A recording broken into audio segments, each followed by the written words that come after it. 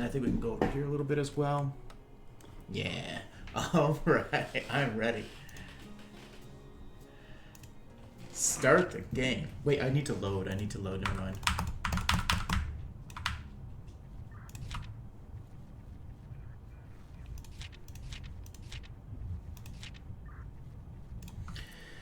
Let's load the save.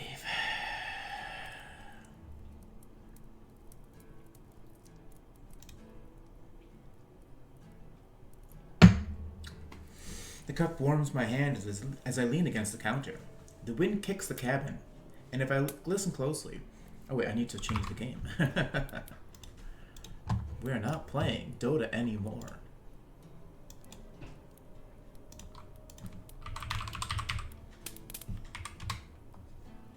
Alright. This is what I love to see. I can hear Night's nocturnal whispers from the outside. I forgot what good writing this game has. Let's go. Makes me realize just how thin of a barrier from outside world this place is. A cramped, fenced-in box. The only thing that's keeping me from the same darkness that's out there is a few dim lamps. How profound. A small choir of laughter and chatter echoes from outside. Reality decides to give me a slap in the face as I open up the curtains and peer through the window. A group of 4 shadowy figures trip and wobble through the brush. One of them falls flat on their face. They laugh even harder than before. And speaking of needing a barrier from the outside world, I stomp over to the desk and snatch the flashlight. As I march over to the door, I remember that I've changed out of my uniform into tattered jeans and a flannel. Hardly authoritarian. I reach over to the couch and grab my hat. Better. The brisk air kisses me up as I swing open, then switch on the flashlight. I shine the beam right in their faces. They freeze like deer about to be mowed down by an oncoming semi. Their laughter quiets into hush chuckles, and the only one with half a brain tells them to shut up. One of them stashes a bottle in their coat. The one up front, the smart one, squints at me through the light. His shoulders relax, and he throws me in a casual wave. A casual wave. Oh, hey. Are you on break too?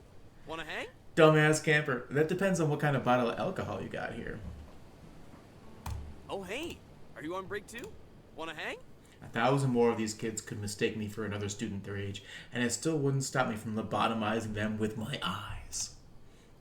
I slip on my hat and stay silent. The Old Testament fear of the Abrahamic God shadows his face. They all shrink back. Do you know how many people go missing out here? What? What? I said, do you know how many people disappear in these parts annually? He looks to his friend for an answer. They shake their heads. He looks back to me and shakes his head. The entire group shakes their heads together. I'm sorry. I don't... His hands are raised in surrender, the embers of a cigarette glowing in between his fingers. Another question. Uh-oh. Yes, ma'am! Our voices bounce across the woods. Do you know how much paperwork I have to do if one of you has so much steps on a pine cone? I'm worried about the cigarette in his hands. We'll see what happens there. Is it... a lot? His friends nod. He nods back. Yeah, a lot, right? Let's just say it's more work than you probably turned in this entire semester. Damn, Eve. You tell him. That gets a laugh from one of his buddies. He shuts up as soon as I shine the light on him. Do me a favor and stumble back to camp, okay? I'd rather not have to explain to my supervisor how you all fell off a cliff. The 2 girls hidden behind the others give me dirty looks. The kind idiots give to fast food workers when they're told that they're out of fries. I turn the flashlight up to the nearest setting. They all let out a collective groan as they shield their eyes. Go on, you heard me. You can bum around all you want once the sun comes up. I point the light at the path back and brighten the way. He takes a few steps back and gives me a gracious nod. Sure thing. Sorry for the trouble. Have a good night. I won't, but thanks. Got him. They follow the beam of light back to the path. One of them makes sure to flip me off along the way. I switch off the light and they disappear into the brush of trees. I hope they actually all do fall off a cliff. Twerps. As I turn to go inside, a spike of movement rustles in the bushes. My body goes numb. I freeze, only allowing my eyes to drift over to the source. Nothing. Turning around, I creep forward, reaching for a sidearm that isn't there. I step onto the dirt, the porch creaking behind me. Then the bush shakes with a surge of movement. A ball of fur explodes through the leaves. Its paws scrape the ground before skidding to a stop at my feet. Yes! Breathing out a sigh of relief, I bend over to greet my prince. Decided to come back, huh? Couldn't resist my charm. That must be it. Like, she's only happy when she's interacting with other animals. His ears pin back as I scratch the scruff of his neck. He almost looks deranged when I pet, his goofy-looking pupils struggling to center with the whites of his eyes. You're an unbelievably giant bird. An ear flops over. If my heart had strings, you could play the fiddle. This isn't fair. I might seriously die. Glance over at the empty food dish near the door. He ate every bite. He has to be sleepy by now. Just look at that belly. It's so round and cute and pink, and I'm gonna die from this. I just know I am. It doesn't take much to coax him in. All I have to do is stand aside, and Pup sprints inside on his own, hitting every piece of furniture like a pinball. I usually offer coffee first. He nearly somersaults across the floor, and my dusty laugh actually gets some use for once. A gust of chilling wind breezes past me. It lifts up my hat, but I grip the back in time. Strands of my hair fly in the same direction. The trees sway violently, shaking their branches like angry fists. Clouds curtain the last silver of the moon, submerging the woods in a darkness deeper than sleep. The cold seeps into the notches of my spine. Shuddering, I rub the warmth back into me, locking the door on the way inside. It's the pup! This is a very, very unreasonably cute pup. Like the thunder, Pup runs up to me as I enter. Then, like lightning, he bolts back onto the couch. I grab a pillow from the bed and meet Pup at the couch. His front legs stay perched on the back of the couch as he peers over it. Oh, no you don't. I snatch him up by the fat of the neck. He nips at my wrist, but it tickles more than anything. I drop the pillow and then drop Pup on top of it. At first he tries to wriggle free, but I keep the pressure on his back. He eventually gets the message and lies down. I'll get you something more comfortable soon. My leg brushes up against the coffee table as I get up. A stray magazine catches my attention. Jeez, Jesse, did you leave this too? A bag of lemongrass tea sits between the pages, acting as a bookmark. Did she not have anything else she could use at the time, or was she just being lazy? The cabin creaks with the blowing of the wind. Pup's ears stiffen in alert as he quietly gazes at the closet door. I look down at the magazine. A map of the park is paired with the article. Every exit to the park is circled in red. Wrapping up your stay, leaving Yosemite. I think this is where it happens. I've seen some photos. The night breezes right past me. Every time I look up, the clock has passed another hour, and the gap only grows larger. In the corner, Pup gnaws at his ankle. His teeth chatter as he tries to chew the fleas off his skin. I flip through the thick stack of the pages I've written on tonight and weigh them between my fingers. Not a bad way to break in a new journal. The soothing smell of fresh primer puffs out at me as I fold it shut. A yawn slips out of me as I shamble over to the bookcase. Light reading before bed is never a bad way to end the night, especially eerie nights like this. Frost has settled around the edges of the windows. A touch of fog strokes the glass, and looking into the darkness beyond it is like staring into the black of a pupil. Warmth and comfort flicker in my chest as I run my finger over the spines of every book. Accessing Yosemite, an atlas and guide, best day hikes, Yosemite National Park, corruption in the National Park Service, the Yosemite Mafia, complete guide to the Yosemite National Park. Almost every book, brochure, and magazine here trails back to Yosemite, other parks, or even the National Park Service itself in one way or another. Even the few pieces of fiction can't escape it. Novels like the Yosemite or Yosemite Thunder. Looking over the alphabetically ordered books, I start to notice gaps. Missing volumes, spaces between books, the kind you see at a library when something is checked out. Things only get more perplexing as I arrive on the bottom shelf. A giant cardboard box sits alone on the shelf, bursting with stacks of paper and folders. Balancing at the very top is a pink folder with bright bubble letters drawn in crayon. Miwok Research. Surrounding the letters are crudely drawn squirrels and toothy rabbits. Some are colored in precise strokes, never staying at an inch of the lines. But others are so wildly scribbled in and trail so far outside the lines, I'm pretty sure an 8-year-old coming out for sugar high could do better. Cree. As I reach down to grab it, a drawn-out squeak sings from the kitchen. The distinct sound of a bending hedges hinges sends my heart racing into my throat. That wasn't the cabin settling. Pup bares his teeth. A low, vibrating growl rumbles out of his tiny body. He sounds primal and large. Just like earlier, his ears point into the air. He stares at the corner, and I follow the direction of his snout. The closet.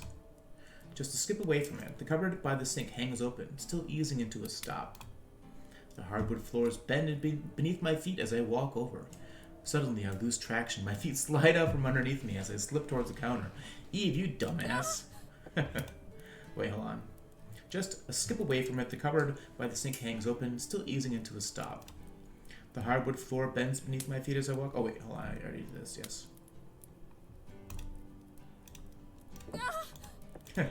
I yelp, my forehead almost colliding with the sharp corner of the counter. I reach out my hand and grasp it. The edges scrape across my palm. That was a little too close. I give Pup a stern look, but he's fixed on the closet door. Did you do this? For once, I hope the gross answer is the correct one. But looking ahead, a trail of water leads to the closet. I'm starting to think I'm not that lucky. Muffled clips of noise whisper from behind the door. Heavy breathing. Quick bursts of movement, then hushing. My mind flashes back to what Jesse said today about this place. How past rangers thought it might be haunted. No, snap out of it, Eve. I slap my cheeks and push the idea into the far reaches of my head. There's only one explanation for this. One of those campers from earlier snuck in here somehow and is trying to give me a good scare. Yeah, that's all it is, of course. What did I tell you morons about sneaking around? I project my voice, trying to muster up the same bravado my high school gym teacher always seemed to have. You're trespassing on federal property. That's serious stuff. Come out now and I won't slap cuffs on you. Eve, I don't think anybody believes you have cuffs. The noise stops. I count the seconds in my head, but nothing steps out of the closet. Fine. Don't say I didn't warn you. I stomp over to the door, making sure my steps are loud enough for whoever is on the other side to feel. Twisting the knob, I pull it open halfway. Two pale eyes blink at me, poking out from beneath a yellowing sheet. I slam the door shut. Oh crap, I didn't actually expect someone to be in there. I gasp as a bang rattles at the closet door. Another bang as loud as a gunshot. The door bends from the hinges. I stumble back, my foot slips on another puddle, but I brace my leg. Somehow I'm standing. There's a final explosive bang. The door swings against the wall. Every light in the cabin zaps off. Electricity surges down around me. The sudden darkness forces a scream out of me. I slap a hand over my mouth and swallow back the terror. Damn, they know where I'm at now. I breathe in quick, panic bursts, then footsteps. Oh my goodness, it's her! And through the shape in the darkness, the form of a towering silhouette begins to take shape, looming in the doorway. Pup's growl devolves into a series of vicious barks. I stand my ground, puffing on my chest and backing my shoulders. Ghost, intruder, bear, whatever it is I could think to do. What do you want? I call out to the lingering shadow. The shape of the head tilts as if asks something unexpected. You do not belong here. Ghostly shadow. A voice rings out in the darkness, gravelly and dry, but also light. Higher than I would expect a demonic presence to sound. Not that I believe it's a demonic presence or anything. This is my post. And according to my supervisor, I do. According to my supervisor. We do not concern ourselves with the laws of mortals. We? A dim glow flickers from the closet, illuminating the figure in blood red. Water drips from their soaking hair, their bangs shadowing their eyes. They stand unnaturally straight, as stiff and as dangly as a corpse. Colorful patterns weave around their leather clothes. Beads wrap around their neck. A girl? The ghost in the sheet hovers past her, floating in the air. A shiver tingles down my spine as it levitates several feet in front of me. This has to be a prank. I'm getting punked. Jesse and Ernie are in on it. Leave us to our resting place. Yeah, I'm pooped. High-pitched, energetic voice shouts out from the closet. A tall figure kicks back in the leg. There's a yelp as the red light around her flickers for a moment, then reappears. Whoa. Thunderous wind hammers against the cabin. Her shouts reverberate through the wood. A moan howls from the sheet goes, muffled by the fabric. It's spooky in the same way a child making ghost noises on Halloween is. So not very. Much as I'd love to, believe me, I would. I can't do that. I'm already on thin ice. Tall figure stutters, and while I can't see her eyes, I make out a deep frown. Are you trying to reason with a vengeful spirit? Do you have any idea how ridiculous that is? Do you have any idea how ridiculous your request is? That isn't my problem. Basic instinct prioritizes survival over income. You understand that, right? It's not complicated. Basic instincts get written over by basic training. Besides, it's not about the money. You're not a very perceptive spirit, are you? She shouts in her brooding, raspy voice, but it cracks apart, and she breaks into a fit of coughs. Just shut up, okay? Shut up! Is this Yosemite? The bravado in her voice is all but gone. The vengeful spirit is now merely a frustrated one. If you stay here, then whatever happens is going to be your own fault. The red light behind her flares up, tinting the walls with a blazing glow. Pup's barks return with a killing intent. The sheep goat lunges at me through the air. I spin around, diving for the gun cabinet. Come on, Jesse, come on. Please tell me you forgot to lock it. I pull the handle and the door opens with my momentum. Yes, I knew I could always count on you, Jesse. Remind me to take you out to dinner if I don't die here. The shotgun still leans against the back of the cabinet, undisturbed as untouched. I reach up and grab for it. The metal crushes into my chest as I hoist it into position. Adrenaline pumps through me. I push down on the safety, wrap my finger on the trigger. Strands of hair stick to my face as I stare down the barrel. At my feet, the Shiko stares at me, now firmly on the ground, distinctly in my sights. My trigger finger shakes, eyes shake, the temperature of my blood plummets, my body freezes with cold sobriety. This isn't what I wanted from this job. I never wanted to hurt people, to point guns at them, or to punch them in the face. All I wanted was to protect. The fabric draped over the ghost stretches back. Pup dances around its feet, his tail wagging as he tugs away the sheet like it's a tug of war. The sheet falls to the ground, and I finally get to see what, or rather who, is attached to those wiry legs. Like a burglar caught in the act, she stands there, wide-eyed and trembling. Leaves rustle off her tiny beige dress, but there always seems to be more stuck to her. Even her long, brushed-out hair is twigs and leaves shaped into a wreath, resting on the top of her head. But more interesting than all that are a pair of twigs, wings, protruding from her back, feathery and white like an angel's in a painting. A kid? And a little one at that. I could scoop her up in both arms if I wanted to. What on earth do you think you're doing? The shadowy ghost stomps across the floorboards, making a beeline directly towards me. Panicked, I shift the gun to her, but she's already towering over me. Not another step. Her green eyes glare at me. In their intense anger, they almost seem to glow as she grips her hand around the shotgun. I close my eyes and let my voice tumble into a shriek. Get away! I pull the trigger once. Twice. Nothing. That can't be right. My eyes snap open just in time to see her wrestle the gun from me. I thought they taught you goons better than to go around and point these things at people. She moves to remove the bullets from the chamber, except there are none. And if you do, then make sure they're loaded. Did they hire you out of pity? Dang, she got me. I glance back into the cabinet. A small box of shells sits discarded in the corner. Of course. I slump further onto my back. This is it. I'm dead. Probably what I deserve. The little girl, paler than the sheet she was wearing, looks up at the bigger girl. Her eyes swell with tears. Yosemite! It is Yosemite. She lets out a timid squeak and dashes behind her bigger friend. She wraps herself around her legs, content to stay only half hidden as she sniffles. I don't want to do this anymore. Zion. It's Zion National Park. That's her? Oh my god. She brings the little one in closer and frowns, watching small tears trickle down her cheeks. From far away, she looks like a creature from a horror movie. Unnatural blue hair with frosted white tips. Her entire body drenched in that red glow. But after seeing her up close and watching her, the concern wash over her, she almost seems like a normal girl. Almost. Zion? Yosemite? Just who are you people? Her head twists back to me, my shoulders tense up. I scoot back, but there's nowhere else to go. Silence, mortal. You haunted these grounds long before you were here. The red light from the closet fades away. The lamp surges back on, along with the rest of the power. And we shall haunt them long after you've returned. To the ground.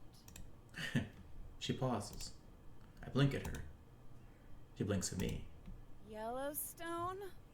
Yeah, boss? The closet answers back. Wanna tell me why the lights are back on? Well, because I flipped them back on, duh. I can see that. But why? I slowly reach for the gun. One chance to take it back. Maybe even the shells, Because the too. jig's up. She's not buying it anymore. She's like a mountain. Oh my god, what the hell? A teenage girl springs out of the closet. Her clothes are a colorful array of pastel.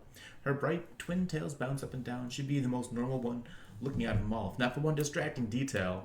Sprouting from the top of her head like a mountain erupting from the ground is a giant cone. Flattened at the top in various shades of brown, it reminds me of a volcano from a child's science project. Is it a costume? A hat? It looks like it blends right into her. See, she's already getting ready to flip your lid. So, Yellowstone, Zion...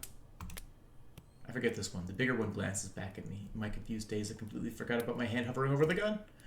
Rolling her eyes, she yanks it away and slides it to the other end of the room.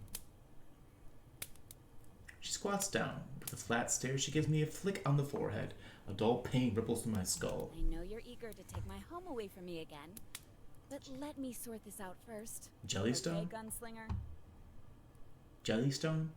I don't know. Maybe that's it. I soothe my forehead while grinding my teeth into fine powder. No, not okay.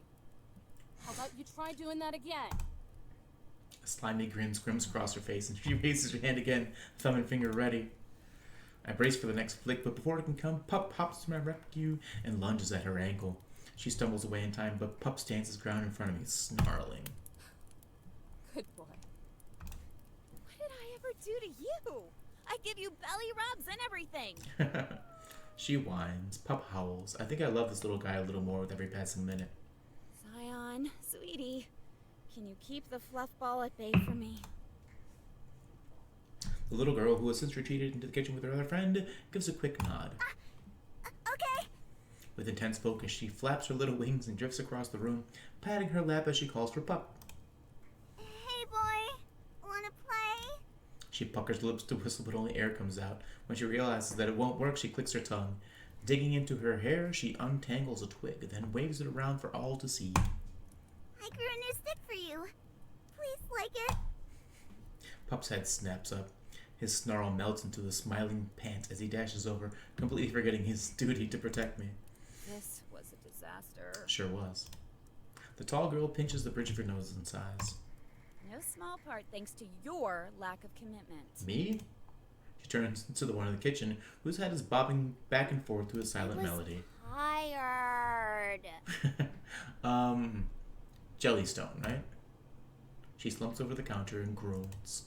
Oh, we've done this like 1,000,000 times. It's the pit. The voice acting in this game is great.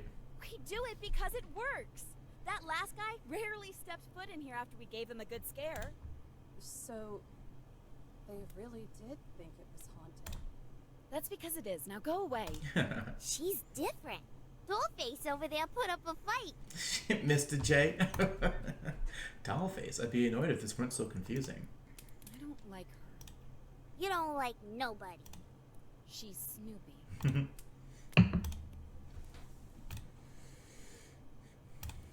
That's kind of why I like her.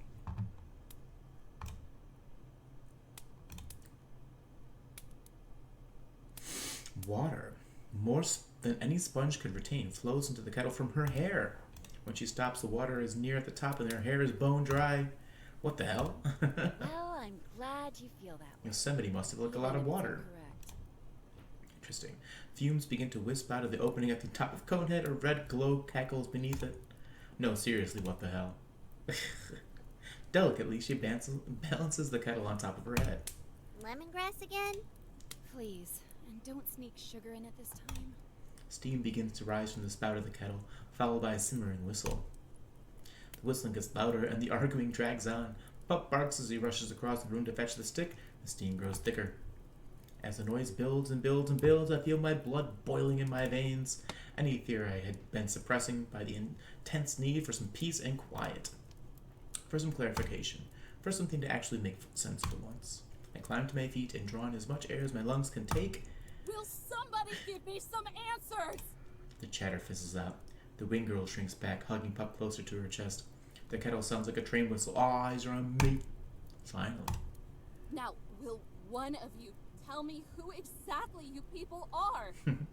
I've never heard of a ghost that can touch people. Or one having wings? Ghosts, huh? Whatever that thing on your head is. Are they costumes? What is your deal? The leader of the three scoffs, then turns away with folded arms. Oh, is that all you wanted to know? I could tell you that much. Hey, don't tell her our secrets. Cool ya jets. Cool I'm ya just gonna jets. tell her who we are. But first, I want to know who she is. My name is Eve. Ranger? I work here. Satisfied with my non-answer, she gives an affirming nod, the kettle bouncing on her head. Howdy-o, Eve. Nice to meet ya. In case you didn't Yellowstone. catch it, I'm Yellowstone. Wow. She points to the wall of the paintings. This Oath Angel is Zion. She's a cutie pie, and I love her lots. Zion's pale cheeks turn red as she gives a little wave. Love you lots, too. And then there's Yosemite. She's like our big sister. I love her lots, too, even when she's being a crab. Yosemite says nothing. I glance at the paintings and pair each up one with a girl. So, are you each named after a park? They are the Are parks. they nicknames? Yellowstone tilts her head and blinks. No, She points to herself. I'm Yellowstone. She backs away and rushes over to Zion, hugging her from behind. This is Zion. She runs back to Yosemite and smacks her back. I can practically feel the loud slaps as Yosemite nearly leaps out of her skin. This is Yosemite. Somehow the kettle stays balanced on top of Yellowstone's head through all this. I try putting two and two together, but I keep ending up with 5. So, what are you saying? You are the parks? Yes. Her face scrunches in thought. The steam evaporating seems like it could be coming from her brain itself. She looks to Yosemite for answers. Yosemite nods. Sure, that works. Alright. I'm radioing my supervisor. But why? Told you no one would understand. I don't know how you're pulling off these magic tricks, but trouble is trouble. And you 3 are definitely that. I spin around and start for the desk. Panic warps Yellowstone's face as she switches between me and Yosemite. The kettle whistles above her until finally she decides to hand it off to Yosemite. 1 sec. She snatches my wrist. The fumes from her head puff behind her as I try to pull myself away. Let go! Do you just not believe us? I don't believe you, I don't trust you, and most importantly, I don't want to deal with you. My feet drag as I tug her behind me. Her grip is surprisingly firm. With each step, she squeezes harder until I can feel her fingers pressing into my bone. What if I can prove it? Don't bother. Just get your painting and the rest of your stuff. We need to go away for a while. She ignores Yosemite and keeps pulling, digging her heels into the floor. Her groans get more pain as she wraps another hand around my forearm. Please, just a chance.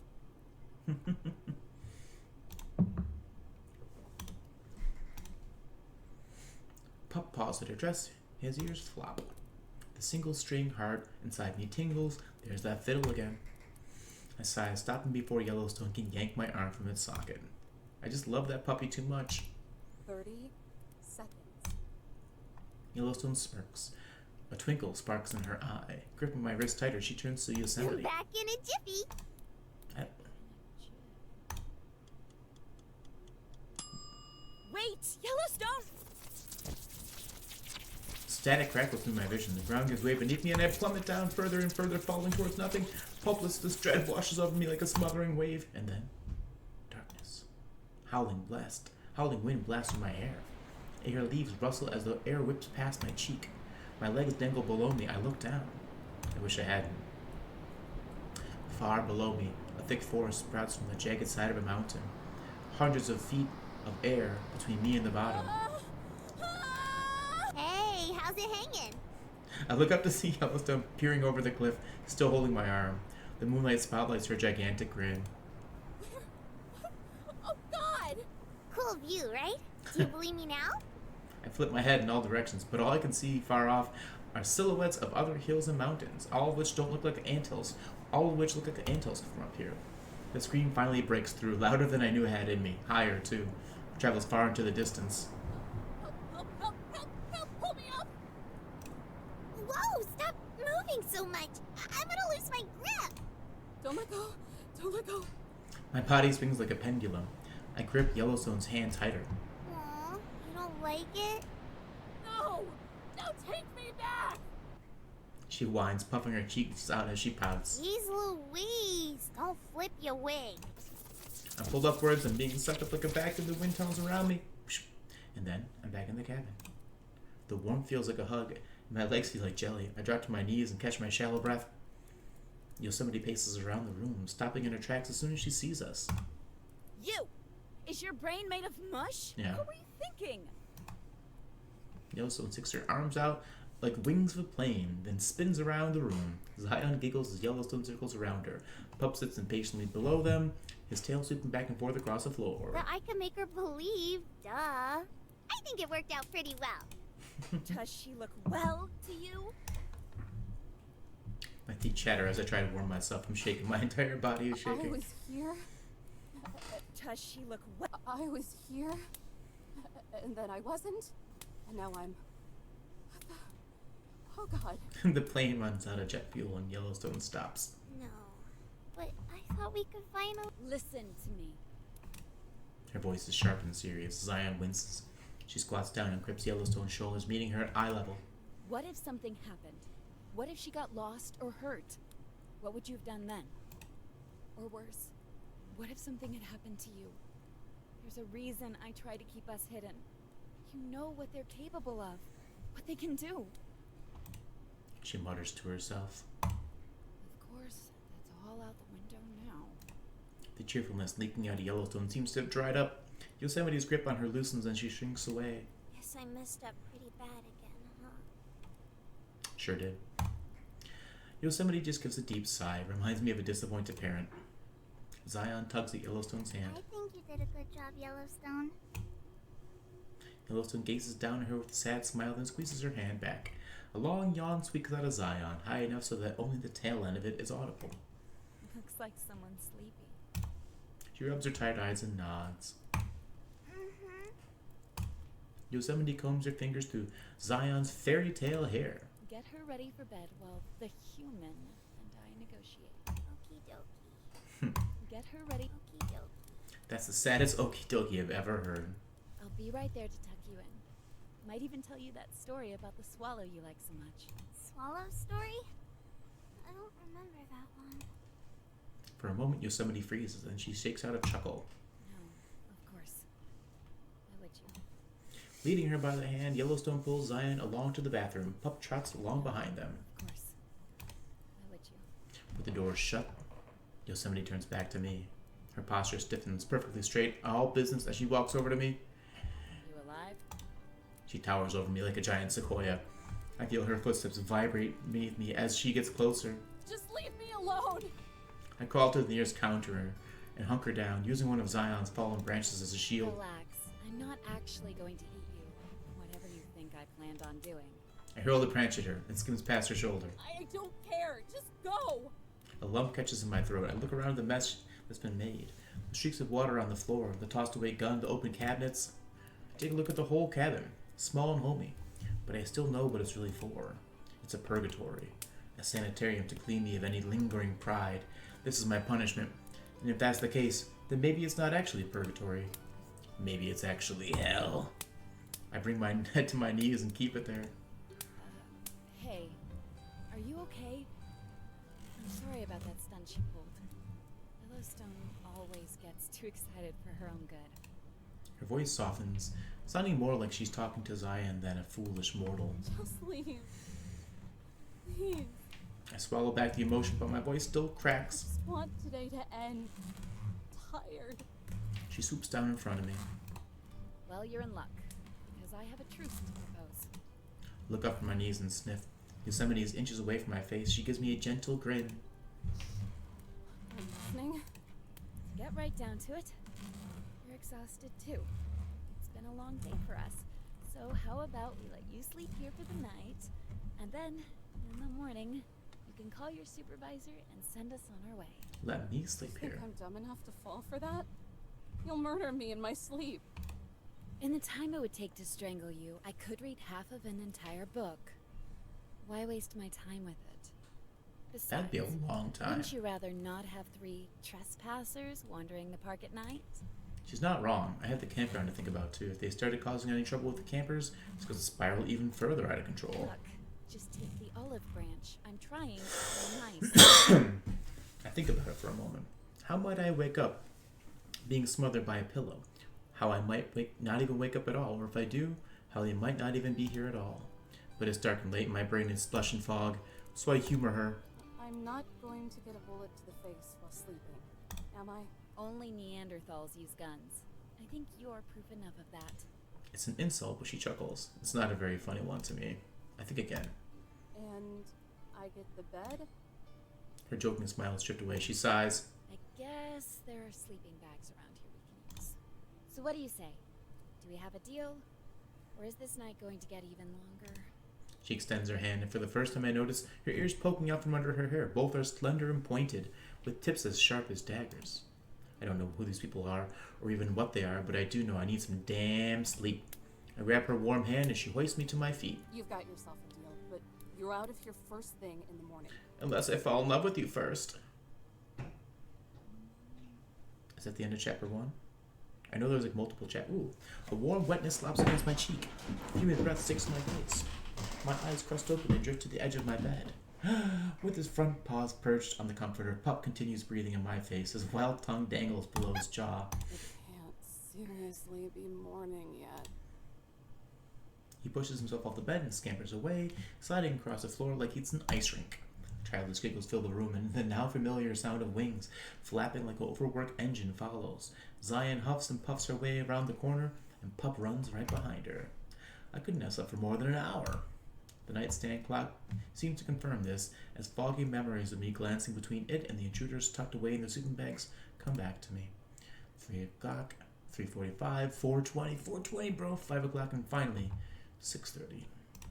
I feel like Goldilocks if she tried to sleep on the beds and the bears were hibernating in the corner, just testing her luck until she eventually gets mauled. I peel myself out of my bag and draw the curtain that divides the room. When I'm done changing into my uniform, I slip back out and catch a whiff of something delicious. Good morning, Miss Eve. Zion stops playing with Pup to give me a courteous bow. Through the open window, a blue bird flutters in and rests on her shoulder. I already wish I was back in bed. Rise and shine, Eve who works here. Catch all your Z's. Fucking kettle. Yellowstone peeks outside of the kitchen, whisking a bowl in steady circles. Once again, a kettle rests on her head. They must have slipped through my fingers. Or out of your mouth. When you aren't shifting around, you sound like a broken trombone. I glare over the table. Yosemite is chin deep in a book and sifting through the pages. Papers litter the table. Some sprawled out like a shuffled deck of cards, others stacked into leaning towers. The cardboard box sits right in the middle, acting as an eye to the storm. Without taking her eyes off the book, she raises his coffee mug into the air. Yellowstone. Tea. Just a jiff. Yellowstone power walks over, balancing the bowl in her arms. She tips her head and pours the water from the kettle to the cup. The process is delicate, like a ballerina bending into the shape of a swan. Nonetheless, through the teetering and tottering, this kettle stays balanced on the top of her cone head. Want me to replace the bag? It's pretty much water now. Don't be wasteful. There's still some flavor left. Fine. Yellowstone gives a defeated sigh, the same one I get every time I have to tell someone, yes, you need a permit to fish. How about you, Eve? I saw you chugging coffee last night. Bet you take it black, huh? You seem like the type of cat who takes it black.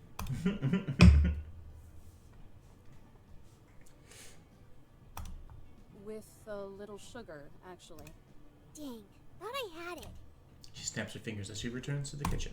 Oh well. Hop a squat. I'll get you a cup. Squat a what? She means sit down. No can do. I have my job to take care of. Patrolling, permits, calls. Tattling on us. Her eyebrows bounce up as she takes a sip of tea. Priority number 1, I assure you. I give her a phony smile that lapses into an eye roll. I hope she can see it. She's right, though. The complete slip in my mind. I guess when it became clear that they weren't going to kill me, my mind started drifting to more abstract questions. You can do all that later. Just breathe in that fresh morning air for now. I'm making flapjacks. Yay. Except for her quiet cheer doesn't match her solemn face. Don't worry, cutie. I'm making you a veggie omelet.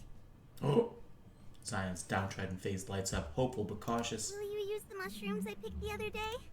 I can if you go get them for me. With an excited nod, Zion shuffles away to the closet, and where Zion goes, Pup follows. The bird does too. Remember to wash them! Yosemite calls out, but neither answer. Zion digs around in the closet. Yellowstone humps her herself, out of tune and off key. Fine. Don't cry to me when your stomach starts growing fungus. I love the music. The frying pan sizzles in the background as everyone goes about their morning, swept up into their routines while I'm swept to the side. With not a whole lot else to do except fear for my life, and let's be honest, there's not a whole lot left to fear for anyway, I grab my notebook and sit at the table. Since it's round, I have no choice but to face Yosemite. If it bothers her as much as it bothers me, then she doesn't show it. She grabs a blank paper from her wobbling stack and starts scribbling on it, constantly referring back to her book. Sharing a meal with a person or thing that tried to run me out of my post doesn't exactly thrill me. Having to stare at them the entire time even less so. Still, I make an attempt to clear my mind and start jotting down the events from last night. But my uniform is tight and restrictive and squeezes around in my joints like a python. My writing is similarly uncomfortable and stiff, reading more like a report to Jesse than a deep emotional expression to Teddy. Not that there's much of that left in me anyway. The assailant exited the closet. The perpetrator wrestled the gun from me. These are just a few examples. It's accurate, coherent enough to get the information across, definitely, but just dry enough to be vague and frustrating. I experienced it, and even I hardly know what happened. Hell, I hardly even know what they are. They aren't ghosts, and I'm an idiot for buying that, even as briefly as I did. But they aren't quite human either. Although after their ears and wings and volcano heads, they may as well be people. Some sugar or sugar. Yellowstone sets down a cup of coffee in front of me, the trail of grainy sugar still swirling around it. There's an explosive pop from the kitchen, smoke plumes above the frying pan. My flapjacks! She rushes over like an overworked waitress at a diner and lowers the heat. And me, I feel like a traveler exploring the cosmos. I found an alien society, and everything they do is fascinating in how mundane it is. It's not polite to stare. If we freak you out that much, you can turn around. Or leave. That would work too. You'd like that, huh?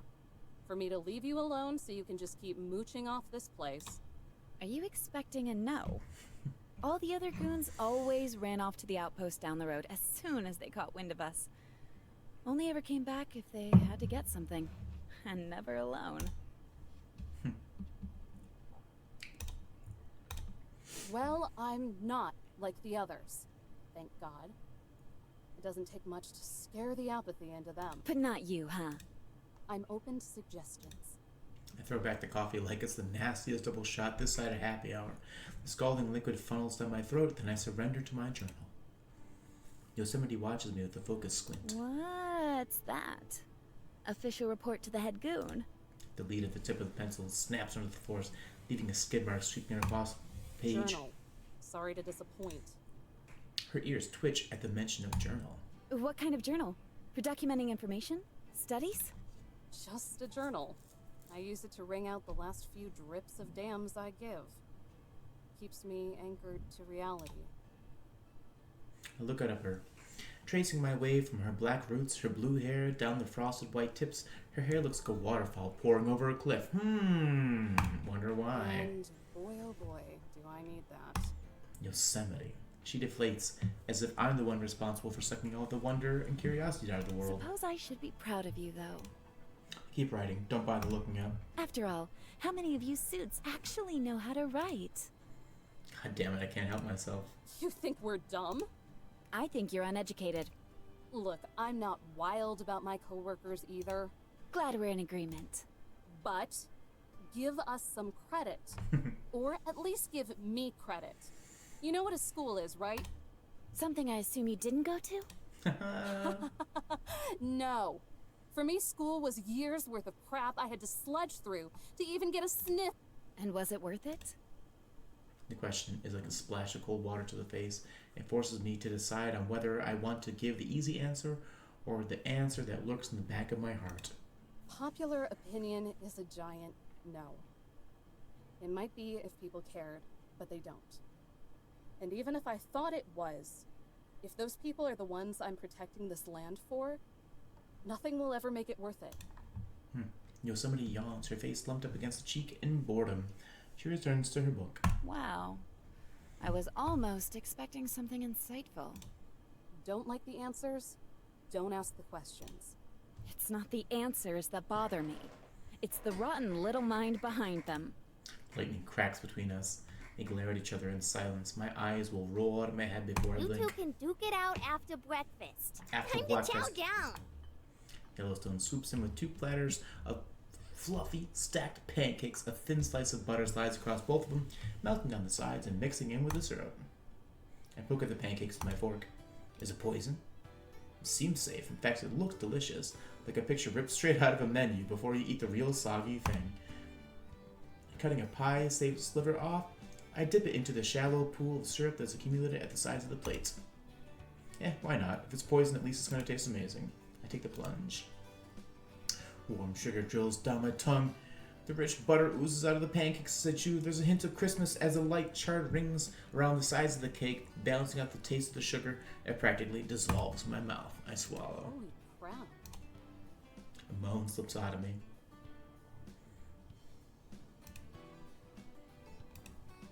Like it? Yeah, it's... I'm basically the chef around here. And the maid, and the dishwasher, and the laundry. You could say that I'm a jack of all trades. I'll say. What did you even put in this?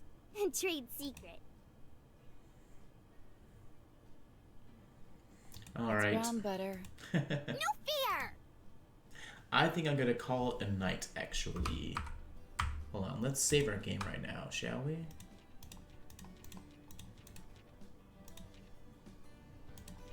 Oh, there's a lot to go. Okay.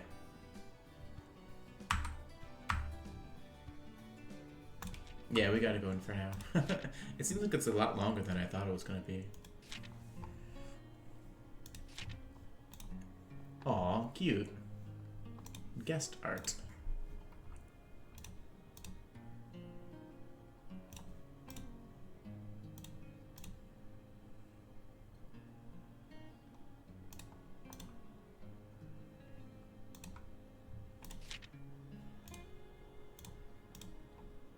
Wow.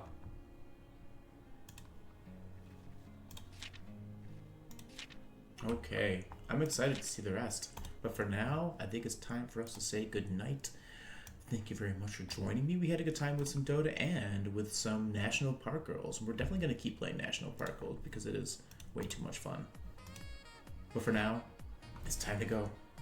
Have a good night. Goodbye, y'all.